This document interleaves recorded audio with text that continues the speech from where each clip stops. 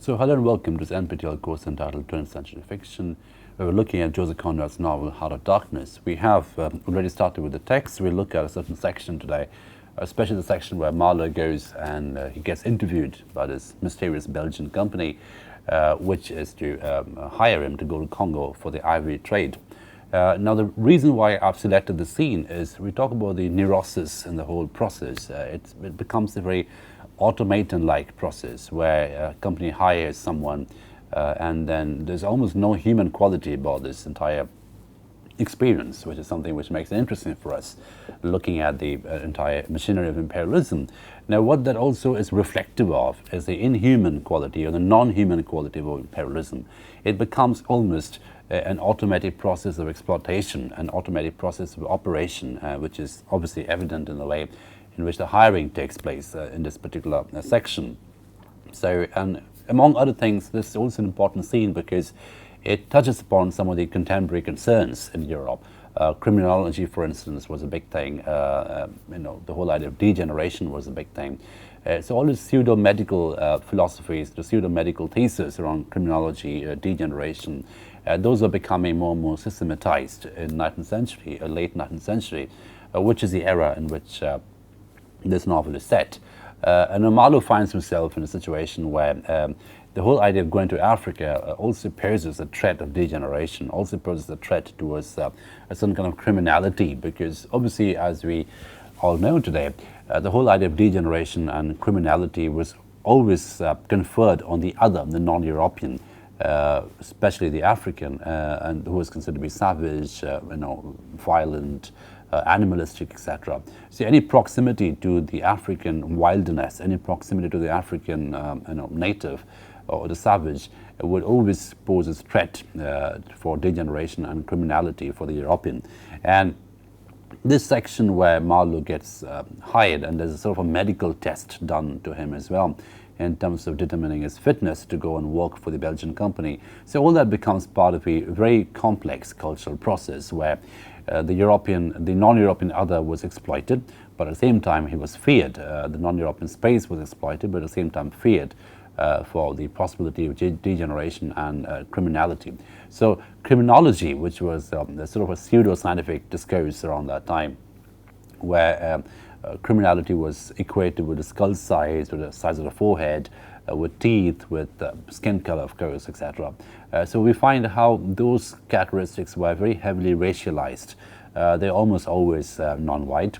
And also, there's a degree of anti-Semitic quality about criminals as well. So, for instance, if you read Bram Stoker's Dracula, you find that, the whole idea of equating criminality with the Jew was very rampant, and especially in the way Dracula gets represented. The physiognomy of Dracula, for instance, is very, very stereotypically Jewish kind of physiognomy. I mean, that was how the stereotypical projection of the Jew happened, right? So this scene is interesting in all these aspects.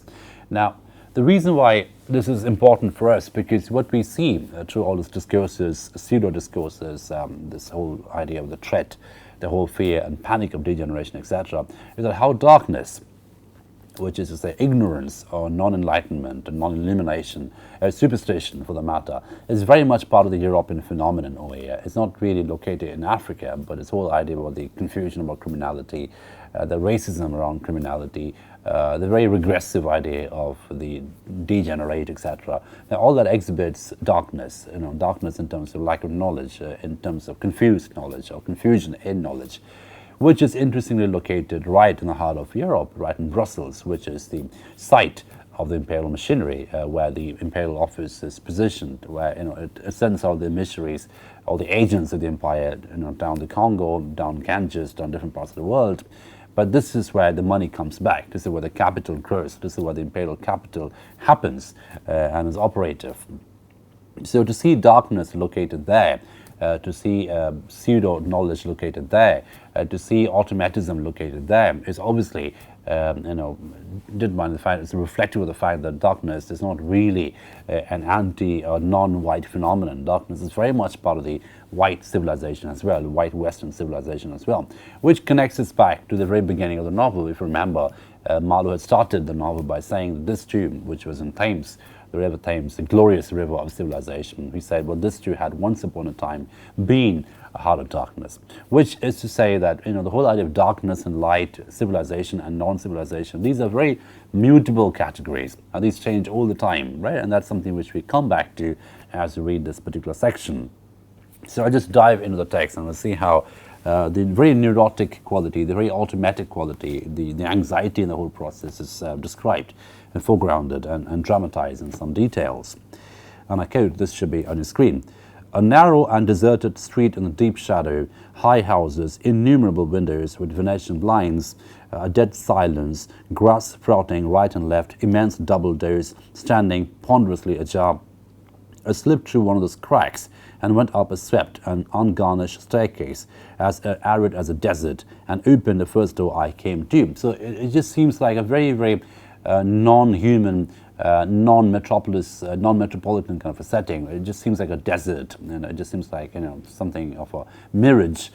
He just gets lost in a maze. There's something very primal about this particular setting, and also, if you take a look at the language where he's saying, I slipped through one of the cracks, it's almost like a fall, falling into an abyss.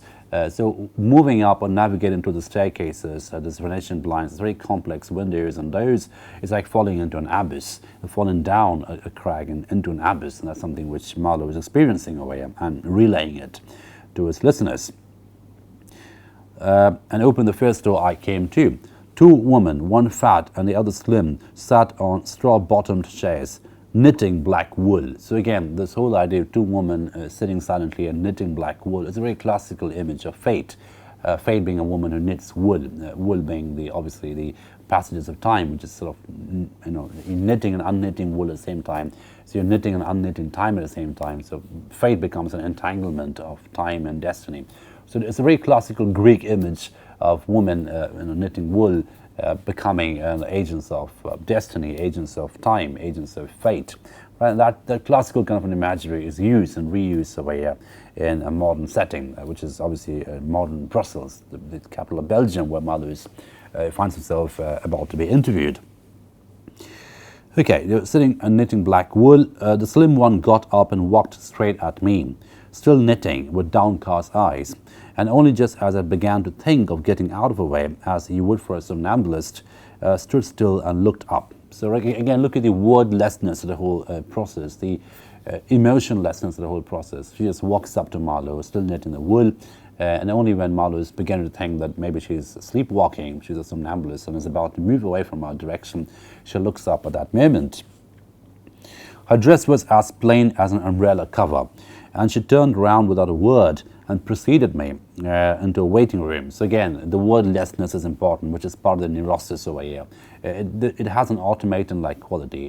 It's like a machine. He's actually in the heart of the imperial machine at the moment. And there's no need for any word, there's no need for any human intimacy, there's no need for any human touch, there's no human quality about it at all. So it's like we're walking to a bunch of automata, as it were. So all these people are figures of automata, they're automatic figures who are just propelling the entire machinery forward, and Marlow finds himself in the company of these automata. Okay, so she preceded me into a waiting room. I gave my name and looked about. Deal table in the middle, plain chairs all around the walls. On one end, a large shining map marked with all the colors of a rainbow. There was a vast amount of red, good to see at any time, because one knows that some real work is done in there. A deuce of a lot of blue, a little green, smears of orange, and on the east coast a purple patch to show that where the jolly pioneers of progress drink the jolly lager beer. Right, so again, look at the divisions over here. Each color corresponds to something. There's a color of exploitation, there's a color of merriment, and quite clearly each color denotes a country's location, or the space's or the territory's location in the entire colonial process. So there's a patch which draws from the colonial machinery, there's another patch which supplies merriment, there's another patch which gets abused, etc. So all patches correspond to certain geopolitical positions at that point of time, certain cultural positions, and certain economic positions at that point of time. So this mapping is quite literally a mapping of privilege that Marlow is witnessing. So it's looking at a map, a real map, a patch with different colors, and each color corresponds to a position in privilege, whether it's privilege or underprivilege, whether it's exploiting or exploited. territory, and that's determining its location in that map. However, I wasn't going into any of these. I was going into the yellow, dead in the center. And the river was there, fascinating, deadly, like a snake. Again, the primal quality is important over here. The river Congo, of course, is getting mentioned over here. And Marlow looks at it for the first time and thinks of it as some kind of a serpentine presence. It's almost like a biblical snake, which is about to seduce him into this heart of darkness. Right? Fascinating, deadly, like a snake. Oh, a door opened. Your white-haired secretarial head, but wearing a compassionate expression, appeared, and a skinny forefinger beckoned me into the sanctuary. So again, the wordlessness is important over here. A white head appears, and he's beckoned by a finger, into a sanctuary, the meeting room, presumably. Its light was dim, and a heavy writing desk squatted in the middle. From behind the structure came out an impression of a pale plumpness in a frock coat. So again, there's a female presence in this room, and she's a secretary taking down notes, maybe. The great man himself. So the great man, the owner, presumably, the executive officer in this company, this colonial company. He was 5'6", I should judge, and had his grip on the handle end of ever so many millions. He shook hands, I fancy, murmured vaguely, was satisfied with my French, bon voyage. So again, this great man meets them, and again, there's no human quality at all. There's no emotive communication at all. It's a very matter-of-fact, business-like communication, and it's almost as if he's been scanned for fitness. So the only thing is he's fit for this voyage because his French was satisfactory, and he wishes Marlow good luck. In about 45 seconds, I found myself again in the waiting room with a compassionate secretary who, full of desolation and sympathy, made me sign some document. I believe I undertook, amongst other things, not to disclose any trade secrets. Well, I'm not going to. So again, this is coming back into present time. So Marlow is saying, well, I had to sign some disclosure forms, non-disclosure forms, where I had to sort of make an oath, make a promise in writing that I wouldn't disclose any trade secrets of the company. Well, and he says, I'm not going to tell you any secret now either. Right, so again, the whole cutting back and across time is important. The two different kinds of narratives that play over here. Right. I began to feel slightly uneasy, so this neurosis is beginning to make its presence felt. The anxiety is making its presence felt. I'm not used to such ceremonies, and there was something ominous in the atmosphere. It was just as though I had been led into some conspiracy. I don't know, something not quite right, and I was glad to get out. So again, this is the beginning of the ambivalence that Marlow experiences throughout his imperial experience. He's about to feel that something is not quite right, something is not quite correct in the whole process. And he's saying that it's almost as if he's been led into some conspiracy. Something quite nefarious, something evil is about to take place, but he doesn't quite know what. He can't put a finger on it and define it as such. And this ambivalence, this cynicism, this uncertainty is something which informs Marlow throughout the entire narrative, and he becomes almost a very nervous, neurotic narrator. So he carries a neurosis with him wherever he goes. That gets obviously compounded and accentuated in the Congo, but when he comes back to London, and even when he's telling the story now, he's still being a very, very neurotic narrator. Right? He doesn't quite know what happened, he's cognitively very confused, and his narration is very, very neurotic and unreliable in the same degree. So he begins to feel uneasy. There's almost like a physical problem for him, and he wants to get out. In the outer room, the two women knitted black wool feverishly. Again, the word feverish is important because what it does, it just creates a claustrophobia around the entire atmosphere. It becomes a very neurotic, claustrophobic condition, whereby the whole idea of this becomes unhealthy, unhygienic, and the women look very feverish. They're almost frenzied presences, and they're knitting wool feverishly and very, very furiously. People were arriving, and the younger one was walking back and forth, introducing them. The old one sat on a chair. Her flat cloth slippers were propped up on a foot warmer, and a cat reposed on her lap. So again, the presence of this feline animal, the cat on her lap, while she is knitting wool. Again, this sort of suggests some kind of a classical image of fate, of whimsy, of fancy, etc. And obviously, this whole idea of time and fate become important over here. She wore a starched white affair in her head, had a wart on her cheek, and silver-rimmed spectacles hung on the tip of her nose. She glanced at me above her glasses. The swift and indifferent placidity of that looked troubled to me. So there's almost like a clinical, scan-like quality about the gaze, very swift and very indifferent. There's no human connect. And that's something I keep telling throughout this particular session, that the non-human quality about this entire process of recruitment is obviously connected to the inhuman quality of the exploitation, the colonial exploitation. So the non-human and inhuman are connected categories over here. They are connected categories in the sense that, you know, the politics of exploitation depends on the non-human clinical quality over here, which Marlow is experiencing for the first time. Two youths with foolish and cheery countenances were being piloted over, and she threw at them the same quick glance of unconcerned wisdom. Again, the indifference is obviously very palpable, unconcerned wisdom. She seemed to know all about them and about me too. There's an all-pervading gaze, something which is seen through Marlow's appearance. It's like a penetrating quality about him. An eerie feeling came over me. She seemed uncanny and fateful. Often far away there, I thought of these two guarding the door of darkness, knitting black wool as from a warm pall, one introducing continuously to the unknown, and the other scrutinizing the cheery and foolish faces with unconcerned old eyes. Aye, old knitter of the black wool, mortieri de salutant. Not many of those who she looked at ever saw her again, not half by a long way. So mortieri te salutant is like welcome of the dead, right? Welcome to the land of the dead. So again, there's a classical quality about it. It's almost like going into the netherworld. And interestingly, we find that how the netherworld in Heart of Darkness is not necessarily always about going to a non-European space, because this happens to be right at the heart of the European metropolis. This is Brussels. This is where the colonial machinery is located, in a very privileged position. But even going in this particular office is like walking into a Heart of Darkness. It's like walking into the dead land, the netherland, the land of Hades in classical mythology, where you have to be shipped into it. And once you get into it, everything around you is very dense and claustrophobic and uncanny. And the word uncanny keeps coming up over and over again. The word darkness comes there to people, agents who are guarding the door of darkness. So the moment you enter the door, you cross the threshold and you enter the heart of darkness. So again, and this again goes back to the beginning of the novel, when Marlow is saying that even London was once upon a time the heart of darkness. So the whole idea of darkness gets sort of more problematic over here, because it's not necessarily about Africa, about Congo, about what happens in there. It's also about what's close to home. It's close to what you commonly consumed as enlightenment, logic, knowledge, reason, rationality, etc. So all these categories, the sites of civilization, as it were, they too are almost embedded with darkness over here.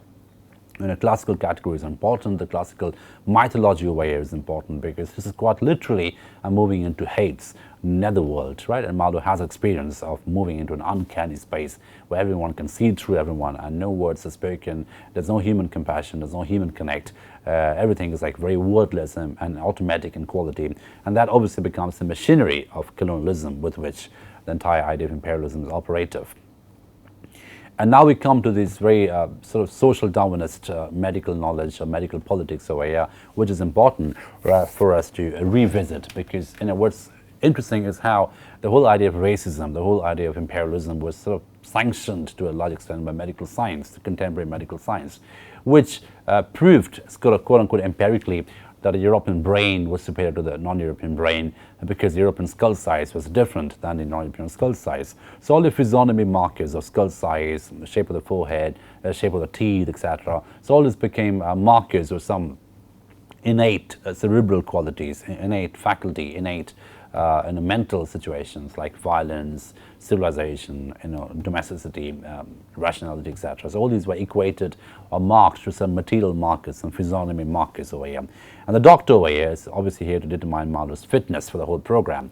And by fitness, he's going to measure his skull size. He's going to ask about any degeneration in the family, any madness and insanity in the family, etc. So again, the panic of degeneration, the panic of criminality is very much palpable over here. And the doctor is obviously asking the sort of social Darwinist questions about genetics. I mean, there's no genetics, but hereditary diseases, insanity, etc. And because there's also this idea that this is a person, Marlow, who's about to go to the Congo, to Africa.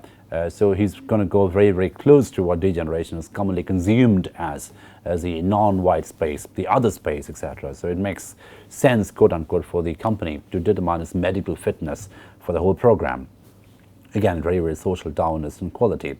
There was yet a visit to the doctor, a simple formality, assured me the secretary, with an air of taking an immense part in all my sorrows. Accordingly, a young chap wearing his hat over the left eyebrow, some clerk I suppose, there must have been clerks in the business, though the house was still as a house in the city of the dead, came from somewhere upstairs and led me forth. He was shabby and careless, with ink stains on the sleeves of his jacket, and his cravat was large and billowy under a chin shaped like the toe of an old boot.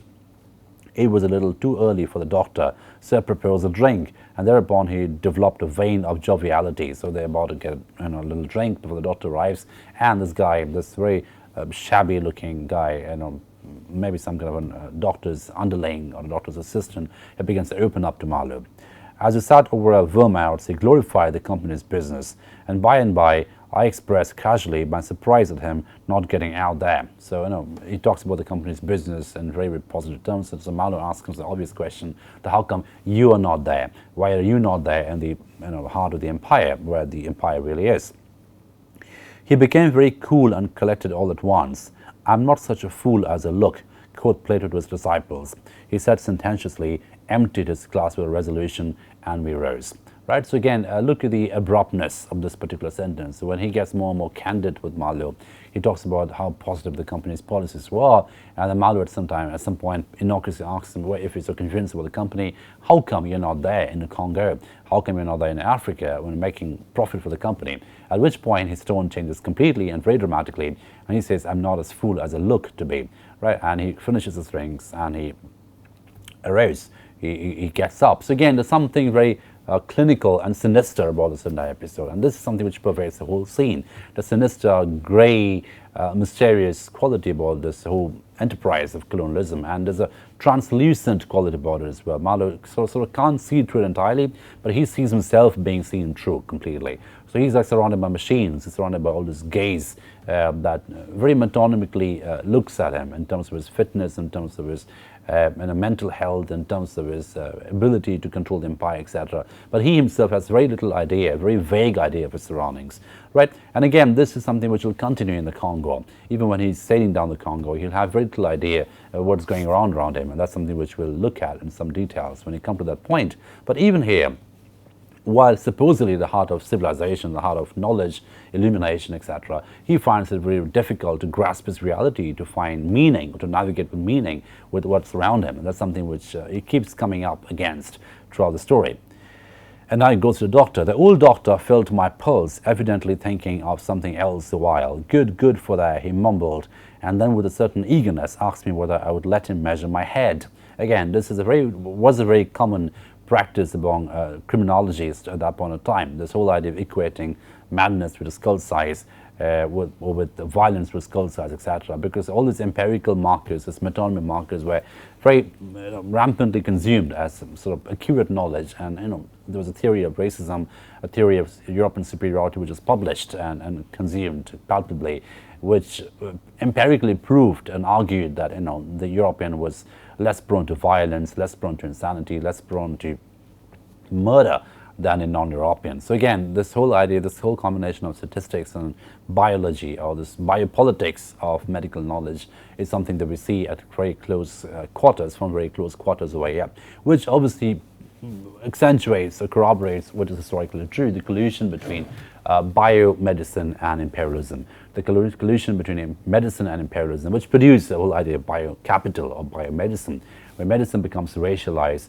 medicine becomes motivated by ideology, medicine becomes politically and racially informed, and in that sense it produces theories and theses which will accentuate a certain kind of racist ideology, or certain kind of a political foreign policy ideology at work. She's about to measure Marlow's head.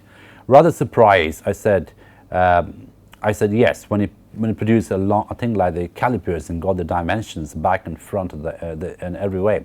Taking notes carefully, he was an unshaven little man in the threadbare coat like a jabardine, with his feet in slippers, and I thought him a harmless fool. I always ask leave in the interest of science to measure the crania of those going out there, he said. And when they come back to you, I ask. Oh, I never see them, he remarked, and moreover, the changes take place inside, So again, this ominous quality of a one-way traffic, right? You just go to Congo and never come back. It takes away your life, it takes away your existential being, it takes away your sanity, your rationality, etc. So he says, the doctor says, I've never seen anyone who's come back from the Congo. So I always measure the crania of the people who are about to leave for the sake of science, because he's, again, making an equation between a certain kind of physiognomy and a certain kind of propensity, right? The propensity for adventure, danger, which can very quickly connect to the propensity towards degeneration, as we'll see.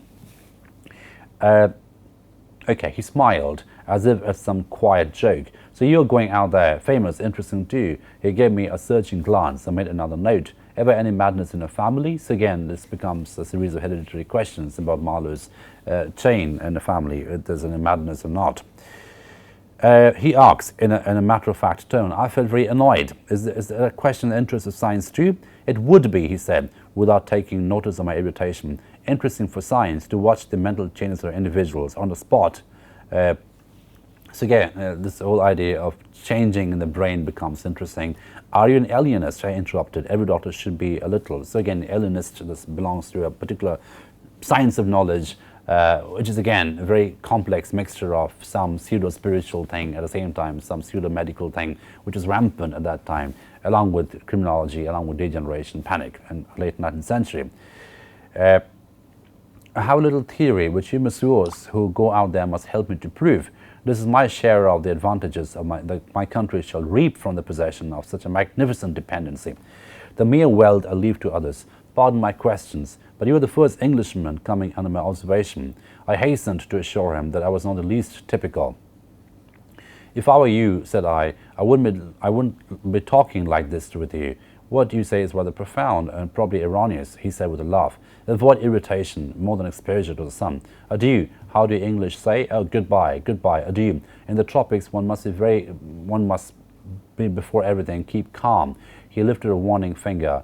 Do calm, adieu. So again, all these voices, all these voicelessness, this wordlessness, all these come together to create this one machinery of imperialism in which Marlow finds himself. It's almost like a heart of a machine, the belly of a machine, which is about to churn him out and classify him as an agent of the empire. And right before his coming out of this, he's a doctor who's taking all kinds of pseudo-scientific interest in him in terms of his propensity towards degeneration, propensity towards madness, etc. But he's already almost mad because he's going to Africa, and that's the common assumption over here.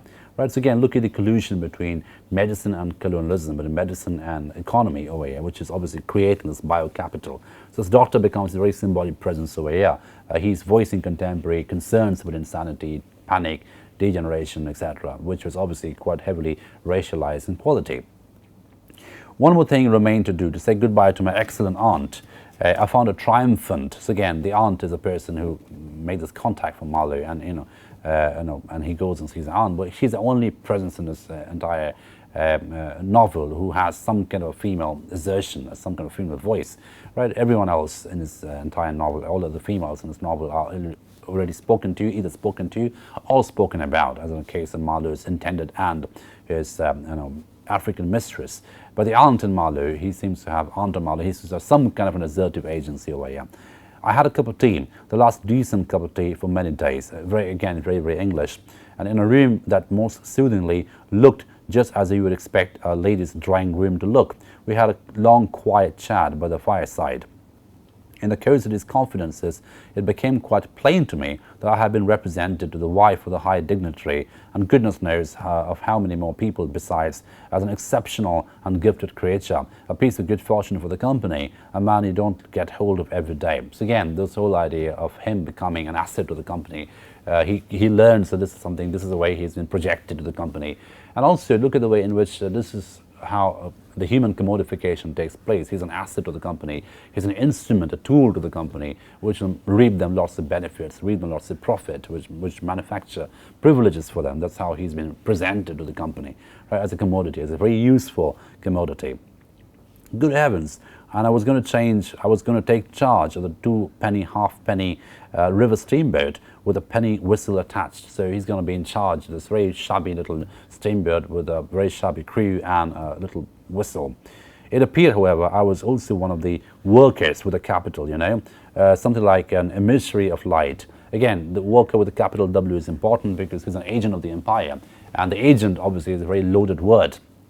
And look at the way in which the agent is dressed up and described. He's an emissary of knowledge, illumination, civilization, etc. That's how imperialism cloaked itself, right? And even Kurtz is seen as someone later in the novel as the finest agent of the empire, the finest agent of Europe. He embodies the highest point of civilization, the highest point of illumination, the highest point of knowledge, etc. So that is how the entire machinery of imperialism is dressed up. So the agents are sent as emissaries to the dark places of civilization to cure them, to civilize them, to uplift them, etc.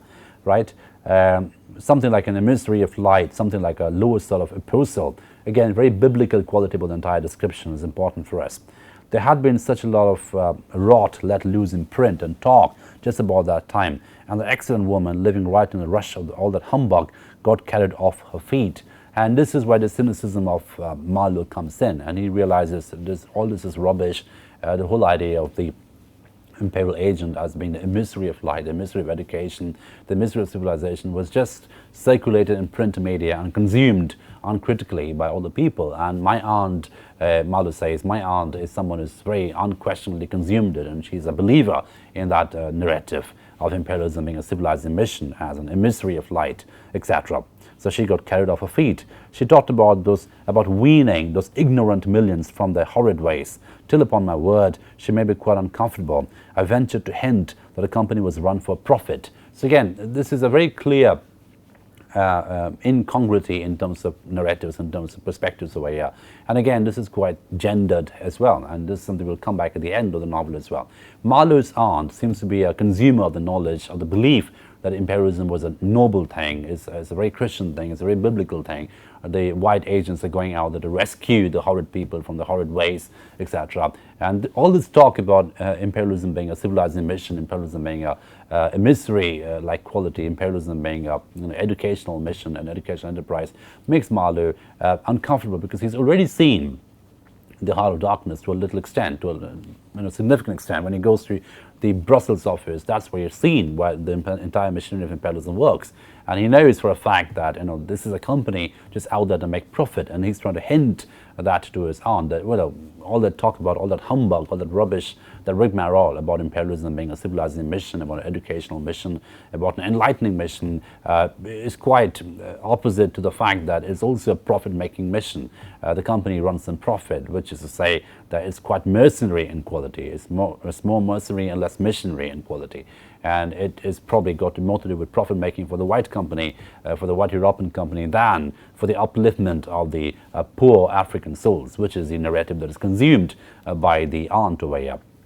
And the same kind of consumption operates at the end of Heart of Darkness, when, for instance, we'll do that in more details when we come to that section, but suffice it to say, when Marlow comes back from the colonies, when he's about to give the report about Kurtz to his intended, the person who is supposed to marry, he can't tell her that he had a mistress in Africa. He can't tell her that imperialism was about the horror. He can't tell her that the dying words of Kurtz were the horror of the horror. So when he's asked by Kurtz's intended what were his dying words, all he can say that your name were his dying words. So he has to lie. He has to misinform the insider in imperialism. So all these women over here, Marlow's aunt and Kurtz's intended, they are classically situated as the misinformed, the naive consumers of imperialism. So obviously they are getting the benefits of imperialism, but at the same time they're naively consuming imperialism as a different kind of narrative, as a civilizational narrative, as an educational narrative, etc. And Marlow's cynicism is palpable at the very beginning, even before he goes to the Heart of Darkness,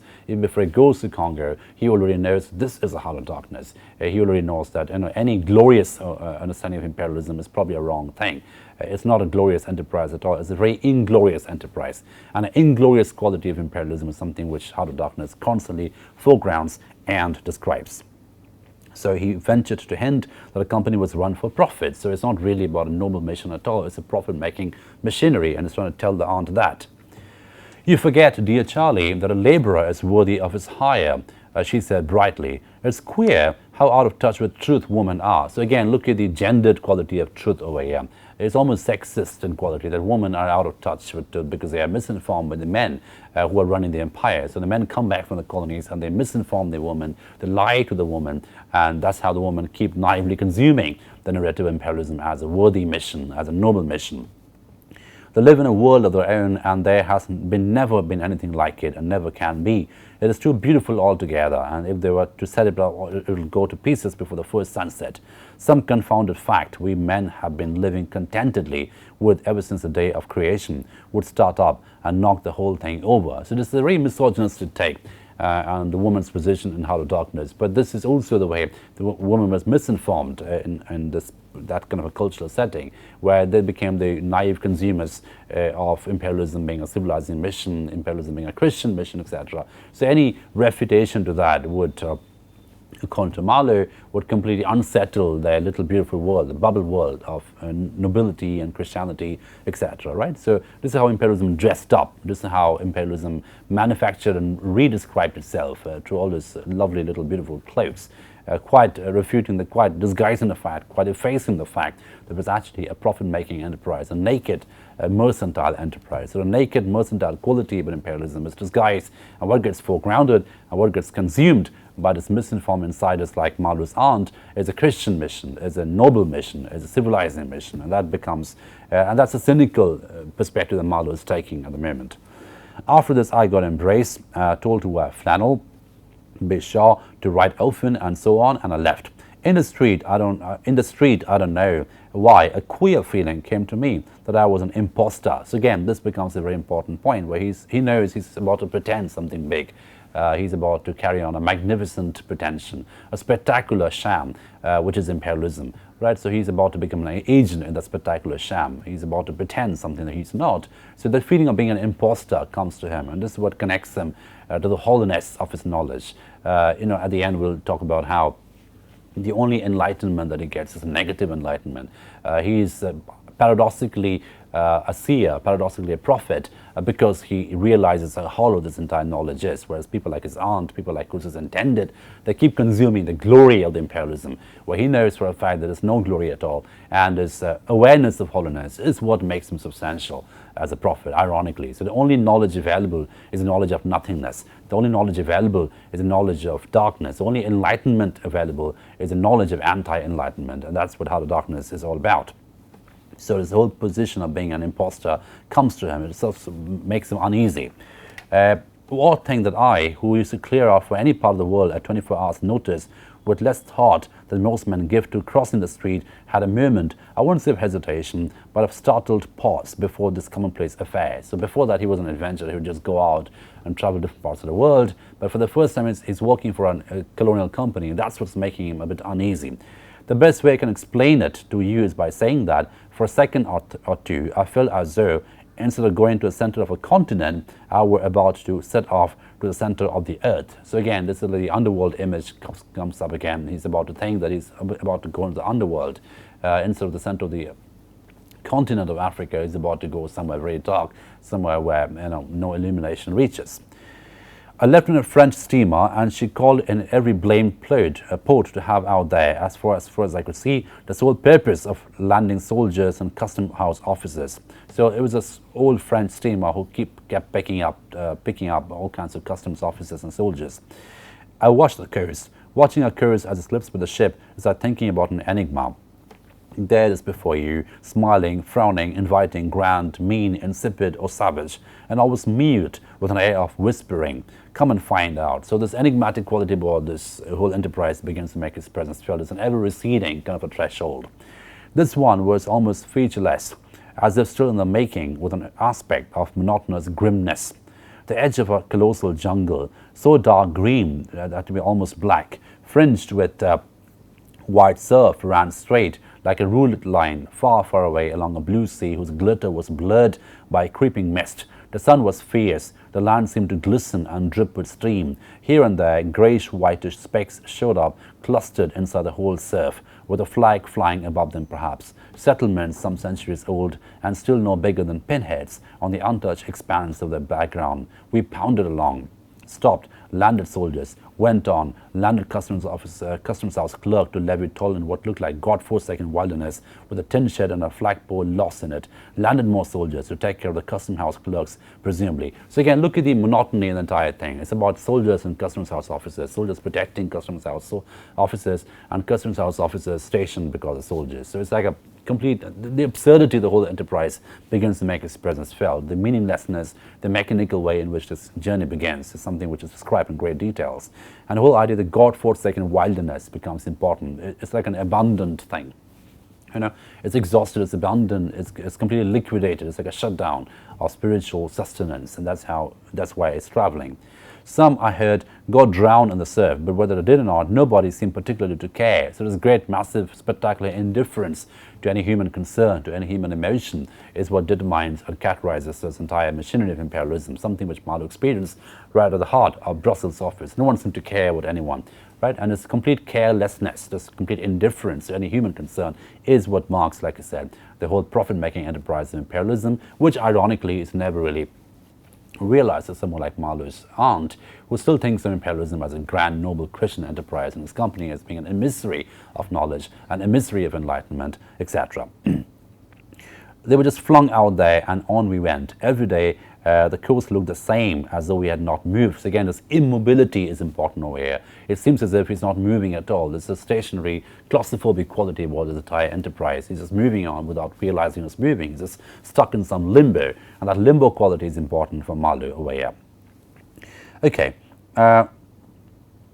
And the last bit is important, the idleness of a passenger, my isolation amongst all these white men, all these men with whom I had no point of contact, the oily and languid sea, the uniform somberness of the coast seemed to keep me away from the truth of things within the toil of a mournful and senseless delusion. So all these words are important. The senseless delusion, it's almost like a delusion is traveling into a delusion, into a dream, and it's idle, it's completely alienated. So this is obviously the beginning of Marlow's alienation. It's completely alienated from the product, and this is a very classic Marxist kind of an alienation, where the laborer is completely unconnected, disconnected from the end product, which is the ivory in this particular case. So he gets more and more physically, existentially, spiritually alienated, and he feels himself to be in a limbo state, moving into an underworld. And the last bit is important, the toil of a mournful and senseless delusion. And the sea around is an oily, languid sea. So again, it becomes a very, very toxic kind of a natural presence around him. It's not a soothing nature, it's not a calming nature, it's a toxic nature, one which has slightly cannibalistic quality about it. And obviously this is a projection of his own mind. It's nothing to do with the sea as such, but a projection of his own mind, which is getting more and more consumed by alienation, more and more consumed by despair, or consumed with the knowledge of his own pretension. That's something which Heart of Darkness will keep foregrounding as we move on. So we'll stop at this point today and we'll move on and see how it connects to Marlow's larger sense of alienation and how that becomes an existence of horror, an experience of horror, which is encountered by Marlow and uttered by Coates, and how that gets reported or misreported at the end of the novel when Marlow comes back to Brussels and reports about Coates' death to his intended. And that's something we'll talk about in great details as we move on. So we'll stop at this point today and we'll move on, and I'll see you in the next lecture. Thank you for your attention.